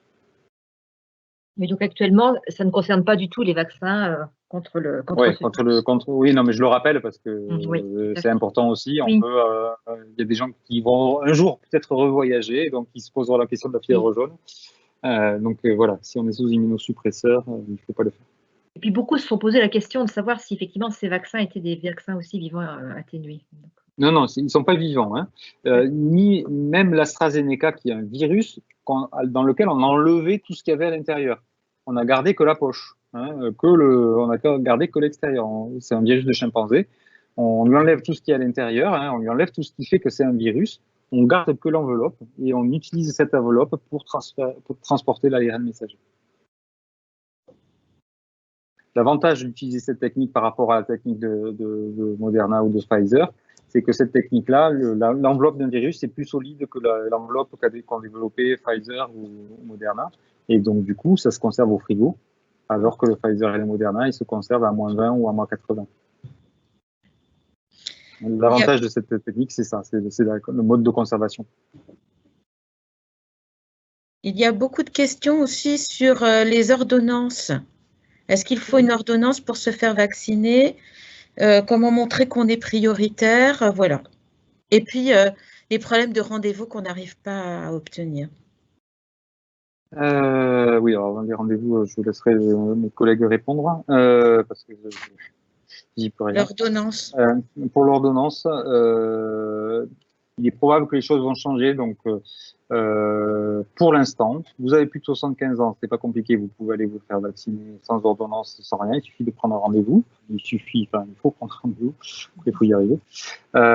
Pour ceux qui ont moins de 75 ans, pour l'instant, voilà, il faut un certificat médical qui dit que vous faites partie des populations à risque. Il peut être établi par votre médecin traitant ou par votre centre de référence. Oui, ça a l'air d'être très varié. Effectivement, certains disent qu'est-ce qui fait qu'on est prioritaire ou pas, d'autres qui disent on n'est pas prioritaire, est-ce qu'on sera prioritaire? Il y a beaucoup de questions par rapport à ça. Voilà. Je vous ai dit quels étaient les facteurs de risque en fait de forme sévère de Covid, donc je pense qu'il faut rester sur ça. Quand on a une myasthénie sévère, c'est-à-dire qu'on a des symptômes myasthéniques tous les jours, pardon, et que ces symptômes empêchent d'avoir une activité normale, je pense qu'on doit être considéré comme personne à risque. Pareil, si on a un problème respiratoire, et pareil, si on est sous corticoïde ou immunosuppresseur. Voilà, je crois que c'est ça qu'il faut retenir. C'est pour moi, les personnes à risque, c'est les personnes dont la myasthénie empêche d'avoir des activités de la vie quotidienne normale, avoir du mal à s'habiller, avoir du mal à faire son ménage, avoir du mal à faire des choses comme ça. C'est qu'on est à risque de faire une forme de Covid. Alors, il y a une question un petit peu singulière qui a été posée. Pourquoi les États et les laboratoires recherchent et mettent en place des vaccins au lieu de trouver des traitements? C'est pas spécialement les États ou des choses comme ça, hein. La recherche médicale n'est pas faite qu'à un niveau étatique, hein. Vous voyez, moi, j'ai pas demandé à Macron l'autorisation de faire une étude sur la myasthénie, hein. Donc, c'est les médecins aussi qui font ça. Donc, il ne faut pas chercher de la politique derrière tout. Pour ce qui est des vaccins, comme je vous ai dit, les nouveaux vaccins, en fait, il y a eu une conjonction de temps que ces nouveaux vaccins, ils avaient la plateforme technologique était arrivée à peu près à maturité au moment de l'épidémie. Ils développaient ça pour le Zika, pour la dengue, etc. Et donc, c'est ça qui a permis que toute la recherche d'amont, toute la recherche qui avait été faite auparavant, elle était déjà faite. Et donc, toute cette partie, il y a juste eu toute cette partie de la recherche là, hein, elle était déjà faite. tout ce qu'il a fallu faire, c'est trouver la séquence de la protéine spike, hein, le code génétique de la protéine spike, et de l'intégrer. C'est assez simple. En fait, les étapes qu'il y a eu à faire étaient assez simples parce que tout ça, c'était déjà fait. Pour les traitements, soit on utilise des molécules qu'on connaît déjà, c'est ce qui a été fait pour la chloroquine, c'est ce qui a été fait pour récemment la colchicine, excusez-moi, je suis fatigué. La colchicine, des choses comme ça. Donc, on utilise des médicaments qui ne sont pas développés spécifiquement pour ça et ils sont moyennement efficaces, hein, soyons clairs. Au pire, ils sont un peu efficaces, mais ils ne sont pas très efficaces. Pour développer un vrai médicament, il faut, comme on a fait par exemple il y a 10 ans pour l'hépatite C, comme ça a été fait pour le VIH il y a 20 ans, il faut de la recherche, il faut comprendre comment fonctionnent les protéines, comment elles s'imbriquent, quelle est la molécule qui va vraiment spécifiquement aller s'attaquer à telle fonction du virus, etc. Et ça, c'est plus long. Ça prend 10 ans. Les médicaments du VIH, ils ont mis 15 ans à arriver. Les médicaments d'hépatite C, ils ont mis une dizaine d'années à arriver. Ils sont redoutablement efficaces. Hein. L'hépatite C, ça se guérit. Le VIH, bon, on vit avec. Donc, c'est des médicaments qui sont redoutablement efficaces. Mais ça demande de la recherche. Et là, c'est plus compliqué comme recherche que la recherche pour développer un vaccin. Mais il y a des gens qui cherchent. Hein. Vous avez entendu la colchicine, vous avez la dexaméthasone, donc le corticoïde, là, ça a été trouvé par les Anglais. Il ne faut pas dire qu'il n'y a pas de recherche pour les médicaments. Il y en a, mais pour l'instant, malheureusement, ce n'est pas très efficace. Donc, il vaut mieux prévenir que guérir. Il y a eu des questions pour savoir comment est-ce qu'on sait que le vaccin a été efficace. On ne sait pas. Voilà, c'est ça la question. Non, mais après, je crois qu'il faut surtout, en fait, il faut se poser un peu moins de questions. Parce qu'on se pose tous, c'est normal, on se pose tous des questions. Je crois qu'il faut se poser moins de questions. Quand vous êtes vacciné contre la grippe, le DT polio ou je ne sais trop quoi, vous ne vous posez pas la question de savoir si le vaccin est efficace ou pas efficace. Vous êtes vacciné, au bout de 2 jours, vous avez oublié que pendant 2 jours, vous avez mal à l'épaule et puis après, vous oubliez que vous avez été vacciné. Et puis le jour où on vous demande votre rappel du DT polio, vous ne savez même plus quand est-ce que c'était et vous n'êtes jamais posé la question de si c'était efficace ou pas efficace. Mais là, il va falloir se zénifier et ne pas se poser ce type de questions. On a des vaccins, ils sont efficaces. Ils ne sont pas 100% efficaces. Il n'y a jamais 100% en médecine, ça n'existe pas, mais ils sont efficaces. On a tellement de questions. Est-ce qu'Elena, Alors, j'en ai 2. Est-ce qu'une fois la vaccination faite, on peut contaminer des personnes, l'entourage? Alors, là, on sait moins, parce que c'est compliqué de faire une étude pour savoir si on a toujours du Covid dans le nez, parce que si on voulait faire une grosse étude comme ça, pour la faire, il faudrait donc on prend un groupe de gens à qui on met le placebo, un groupe de gens à qui on met le Covid. Et puis on leur fait une PCR dans le nez toutes les semaines pendant 3 ans pour regarder s'ils en ont symptomatiques ou pas symptomatiques. Vous comprenez qu'il n'y a pas grand monde qui a envie d'avoir une PCR toutes les semaines pour savoir s'il a du virus dans le nez, pour vérifier si le vaccin diminue le virus dans le nez. Donc les études, c'est plus compliqué à mener, c'est pour ça qu'il y a moins d'études. Qu'est-ce que je voulais dire par là? Je voulais dire que quand même dans l'essai de Moderna, ils ont regardé à 3 semaines, là, au moment où à 3 semaines ou à 4 semaines, ils ont regardé chez un certain nombre de gens s'ils avaient du virus dans le nez, au moment où ils revenaient pour la 2e injection. Et ce qu'ils ont constaté, alors j'ai plus les chiffres en tête, ce qu'ils ont constaté, c'est quand même que les patients qui avaient reçu le vaccin, si on leur faisait une PCR au moment de la 2e injection, mais ils avaient moins tendance à avoir du virus dans le nez que les autres. Donc probablement que les vaccins diminuent la contagiosité. Ils la réduisent pas à 100%. Hein. Clairement, ils la réduisent pas à 100%, mais ils diminuent la contagiosité. C'est vraisemblable, mais c'est plus difficile à prouver que de prouver que vous avez eu le Covid ou pas le Covid. D'ailleurs, par rapport à la contagiosité, donc une personne dont le frère est atteint d'un syndrome myasthénique congénital qui se demande comment protéger sa trachéotomie, qui est une porte ouverte. Donc, il porte un masque, mais il a une trachéotomie. Donc, voilà, ça lui paraît un petit peu compliqué. Je ne sais pas si Sandrine a plus de réponses que moi, parce que je crois que vous avez développé des choses au moment de la première vague. Alors, je sais que Christian Deveau, qui nous conseille, avec le professeur Lofaso, il y avait un certain nombre de filtres qui étaient particulièrement recommandés. Voilà. Donc, ce qu'il est possible, c'est sur cette question, je demande au professeur Lofaso de faire une réponse avec Christian Deveau. Comme ça, elle sera envoyée à tous ceux qui en ont besoin, qui ont des trachéos et qui veulent avoir des informations. Oui, de toute façon, oui, on ne peut pas répondre. Oui, on ne peut pas répondre à tout le monde. Mais en fait, là, de toute façon, toutes les questions qui ont été posées, même si vous ne le voyez pas, on les garde en fait, elles sont répertoriées. Et puis, si on sait à qui a posé la question, parce que certaines personnes donc, sont complètement anonymes, donc on ne pourra pas répondre. Mais voilà, on va vraiment regarder ça attentivement. Et là, malheureusement, après, en fait, voilà. Voilà, on ne peut pas répondre à tous les cas. Là, et surtout, chaque cas est particulier. Enfin, chaque cas peut être particulier et on peut ne pas avoir toutes les informations là quand on répond aux questions. Donc, surtout, vous n'hésitez pas. Je veux dire, vous envoyez un email à votre médecin ou vous appelez le secrétaire de votre médecin pour avoir une réponse. Hein, mais je crois qu'il faut. Mes messages, ils sont pas très nombreux. Ils sont, attention, si vous avez une myasthénie sévère, vous êtes à fort risque de Covid sévère. Et donc, à ce moment-là, allez vous faire vacciner vite. D'accord? Voilà, mon premier message, il est là.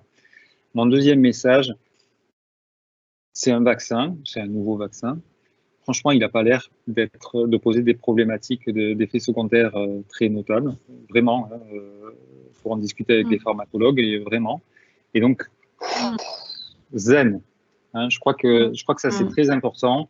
Il faut faire retomber la pression autour de l'anxiété qu'on peut avoir vis-à-vis du vaccin. Alors après, on peut avoir de l'anxiété pour se faire vacciner, pour accéder au centre, etc.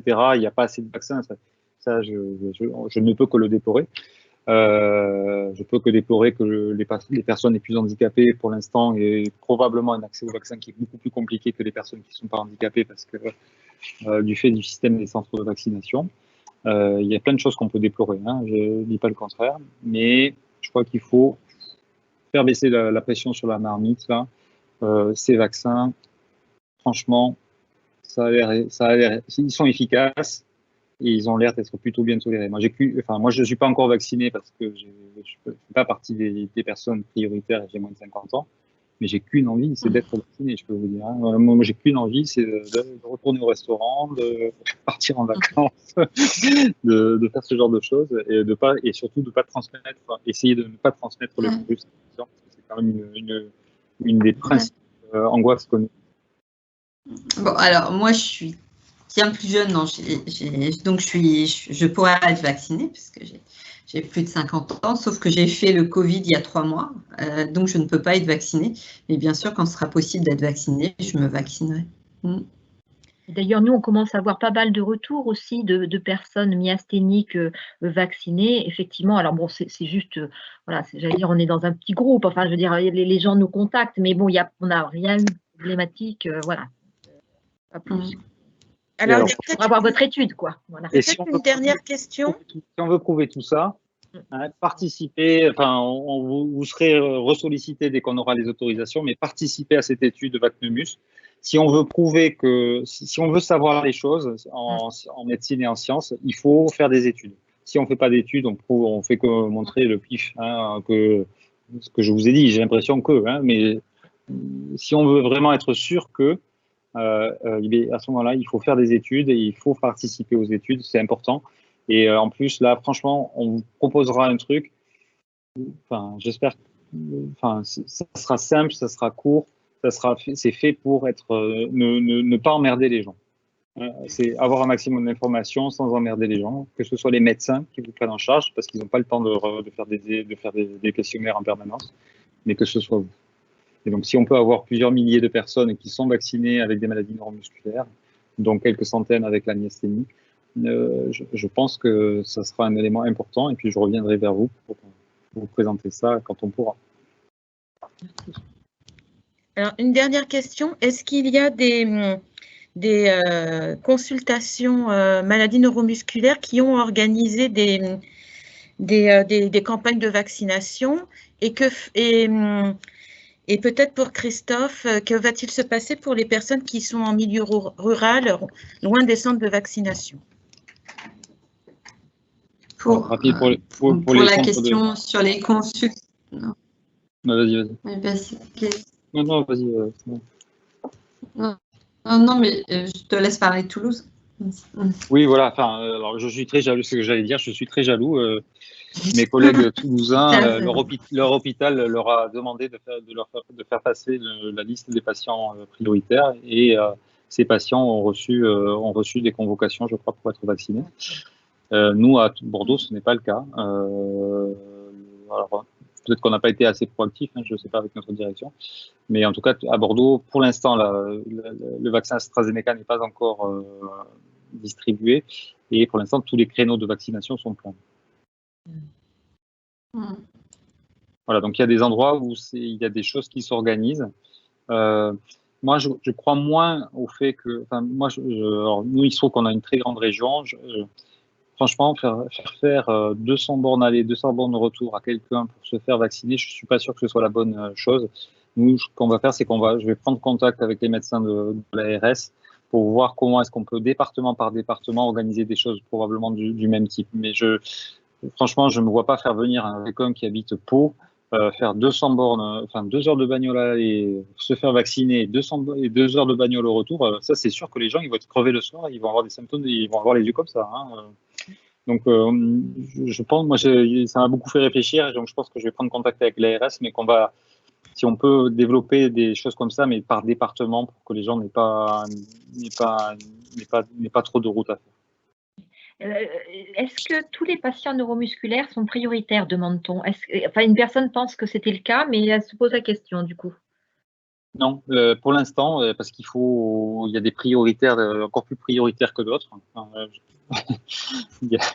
Donc, pour l'instant, c'est les neuromusculaires qui sont sous corticoïdes, immunosuppresseurs, qui ont une atteinte cardiaque ou une atteinte respiratoire. En tout cas, sachez que beaucoup de participants sont d'accord pour participer à votre étude.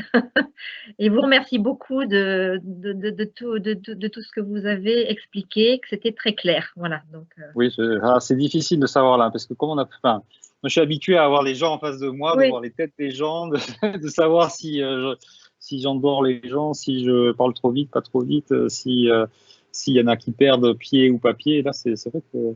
Oui, c'est vrai que c'est très bizarre. Mais bon, en tout cas, il y a eu beaucoup de réactions et quand même, voilà. Donc, je vous dis, c'est très positif. On a apparemment bien compris tout ce que vous avez dit, donc c'est très bien. OK. Bon, écoutez, je pense que voilà, il est 20h04. On pourrait encore rester 3 heures. Je crois que voilà, ça suffirait pas. Mais bon, j'imagine que voilà, on va pas vous fatiguer plus non plus. Donc, comme je disais, le replay sera disponible, bon, on espère bientôt.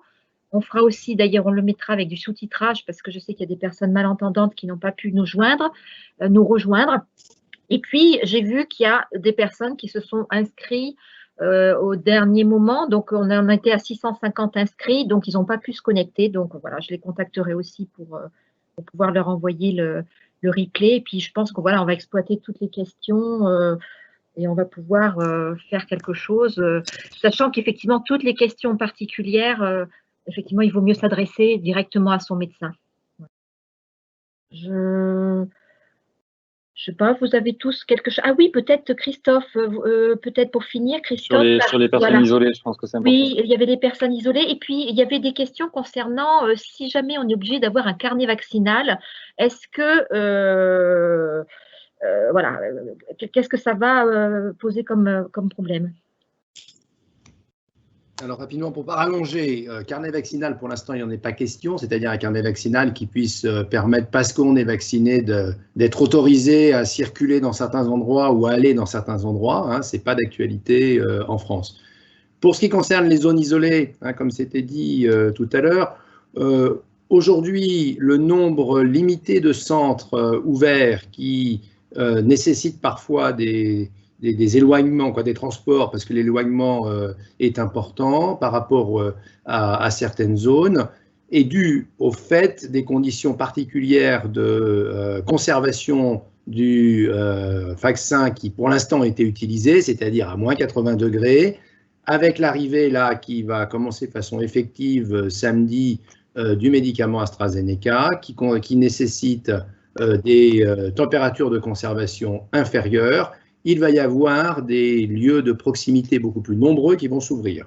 Hein. Il est même question que certaines pharmacies puissent être en capacité de pouvoir faire ces vaccinations. Et puis avec l'arrivée des autres vaccins, il y aura aussi cette possibilité.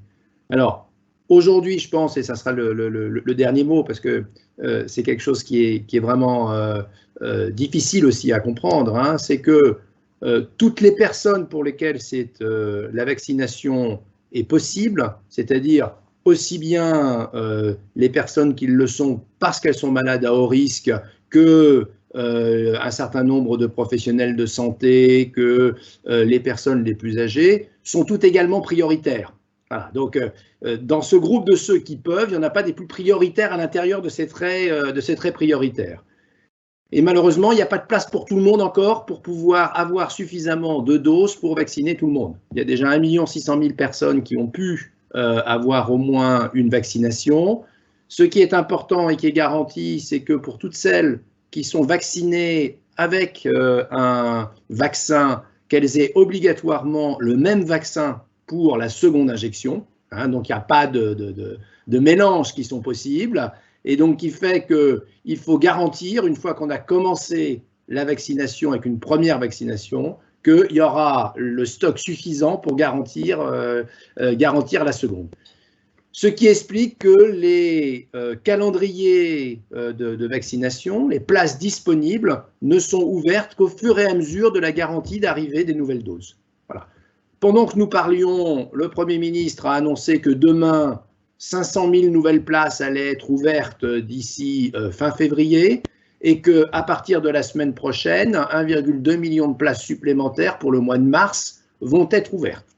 Voilà, donc je repasse le message. Pour tous ceux qui ont cherché ces dernières semaines à avoir des places dans des centres de vaccination et pour lesquels malheureusement il n'y avait plus de places disponibles, parce que les premières étaient parties assez rapidement, ben préparez-vous très vite, dès demain et dans les jours qui viennent, à interroger le site de vaccination qui est le plus proche de chez vous, que ce soit via les sites internet ou via les centraux téléphoniques qui sont prévus pour pouvoir trouver une place. Malheureusement, la compétition va être grande, mais de toute façon, au final, au fur et à mesure, les doses supplémentaires vont arriver et l'extension de la vaccination aux autres tranches de la population ne se fera que lorsque les personnes prioritaires auront pu avoir tout accès à la vaccination. Voilà. Donc, malheureusement, il faut, dans certains cas, il va falloir être patient, hein, mais il s'agit que d'une question, même si le temps est long, hein, de semaines ou de mois pour avoir accès à la vaccination, mais les doses devront arriver. Voilà. Peut-être dernier point, parce que j'ai vu que c'était des questions qui étaient posées sur le chat. Aujourd'hui, les personnes qui habitent avec des personnes très fragiles prioritaires, hein, les aidants, les familles, ne sont pas considérées comme prioritaires. Hein, donc, ça fait partie des demandes que l'on fait. Pour l'instant, ce n'est pas le cas et donc il n'y a pas de priorité pour ces personnes-là. Voilà. Et puis, dernier point, parce que bien que ça ait été dit à plusieurs reprises, j'ai vu que la question revenait de façon régulière. On ne peut pas choisir le vaccin que l'on veut avoir. Voilà. Donc, aujourd'hui, sur tous les vaccins, comme l'a expliqué le docteur Solé, pour les malades neuromusculaires, de toute façon, il n'y en a pas un qui présente plus de problèmes ou d'avantages que les autres. Donc, il n'y a pas de problème pour y aller. Mais de toute façon, même s'il y a des préférences personnelles, il n'est pas possible de pouvoir choisir au moment où on est à se faire vacciner. Bon, voilà, de quelques questions que j'ai vues qui étaient sur le chat auxquelles je voulais rajouter un petit ajout. Merci Christophe. Et il est bien précisé aussi que lorsque vous avez la première dose d'un vaccin, la deuxième dose sera le même vaccin. Parce que parfois on nous pose aussi la question, voilà, on reste sur le même vaccin, première dose et deuxième dose. Bon, Sandrine, veux-tu rajouter quelque chose? Non, il y avait les fiches. N'hésitez pas à consulter les fiches qui sont faites Covid, qui prennent référence aux fiches Philnomus. Et puis, il y a le site Philnomus, bien sûr, à regarder avec toutes les actualisations, les FAQ. Donc, les deux sites à bien regarder, c'est Philnomus et puis le site de l'AFM avec toutes les fiches Covid qui sont actualisées et qui prennent appui sur les avancées de la science, tout ce qui existe au niveau du ministère et bien sûr sur les recommandations de Philnomus. Voilà. Puis n'oubliez pas que si vous avez des difficultés, si vous avez des questions, on est tous là pour y répondre. Très bien. Ben, merci beaucoup. Je pense que nous allons peut-être du coup rendre l'antenne, si on peut dire. Je vous remercie beaucoup d'être venu nous assister, Christophe, Sandrine et surtout Dr Solé, parce qu'il y a que des compliments sur le chat, sur votre clarté et sur voilà, tout ce que vous avez pu expliquer. Apparemment, ça a permis d'informer les personnes, parce que c'est vrai qu'il y a beaucoup de questions. Et donc, merci à tout le monde. Et puis, on ne manquera pas de renvoyer toutes les personnes qui s'étaient inscrites recevront effectivement un email pour avoir le replay. Et puis voilà, toutes les questions, on va un petit peu voir et puis on pourra y répondre par la voie des newsletters du groupe d'intérêt. Voilà. Écoutez, je pense que la soirée était bien remplie. Merci beaucoup, merci d'avoir permis d'organiser ça. Je pense que c'était très utile. Et en tout cas, j'ai l'impression d'avoir servi à quelque chose. Oui, puis merci d'avoir été aussi réactif parce que c'est vrai que c'est quand même exceptionnel qu'on ait fait cette réunion. On l'a décidé en 24 heures comme ça et puis qu'elle a mobilisé quand même, à un moment donné, on avait 645 personnes inscrites. Donc, je trouve que c'est quand même effectivement très, très utile. Voilà, merci à tous. Passez une bonne soirée. Et puis, je pense qu'on refera d'autres événements comme ça parce que finalement, voilà, c'était le premier, donc ce n'était pas évident, mais je pense que ça peut avoir un intérêt pour tous. Voilà. Bonne soirée à tout le monde. Bonne soirée. Au revoir. Merci. Au revoir. À bientôt.